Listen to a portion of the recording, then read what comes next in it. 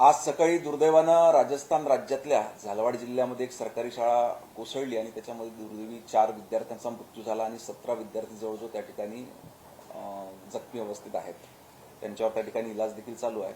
परंतु अशी परिस्थिती महाराष्ट्रामध्ये कधी येऊ नये आणि आता सध्या पाऊस देखील फार मुसळधार अनेक ठिकाणी जोरदार पाऊस आणि वारा चालू आहे. आज तातडीनं आपण बैठक घेतली. या बैठकीकरता शालेय शिक्षण विभागाचे प्रधान सचिव देखील उपस्थित होते, आयुक्त उपस्थित होते, संचालक होते आणि राज्यातल्या सगळे शिक्षणाधिकारी आणि जिल्हा परिषदचे मुख्य कार्यकारी अधिकारी यांच्यासोबत आपण बैठक घेतली आणि सर्व उपाययोजना म्हणजे ज्या ज्या शाळा कमजोर असतील किंवा काही मोडकळी झाल्या असतील त्या सर्व इमारतींचं ऑडिट करण्याकरता त्या ठिकाणी लावलं आणि प्रायोरिटीमध्ये साधारणतः ह्या शाळांचं बांधकाम करण्याकरता आपण जिल्हा नियोजन समितीमधून निधी देत असतो.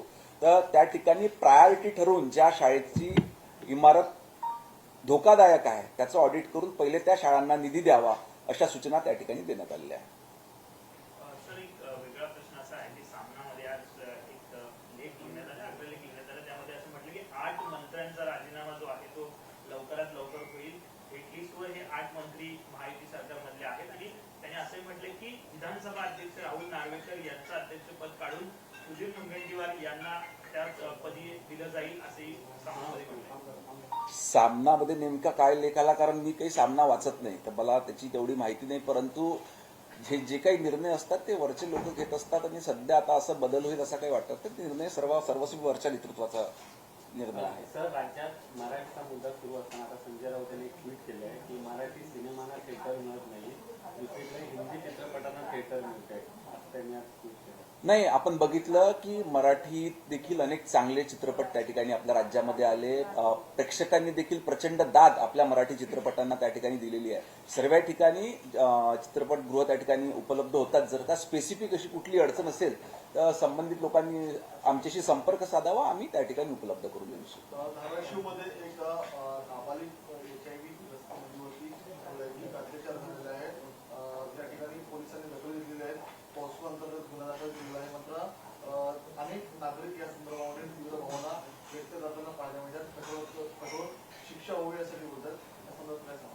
नाही, अशा पद्धतीची विकृत मानसिकता असलेली काही लोक समाजामध्ये असतात. त्याच्यावर निश्चितच निंदनीय घटना असून कारवाई शासनातर्फे कठोर कारवाई करण्यात येईल.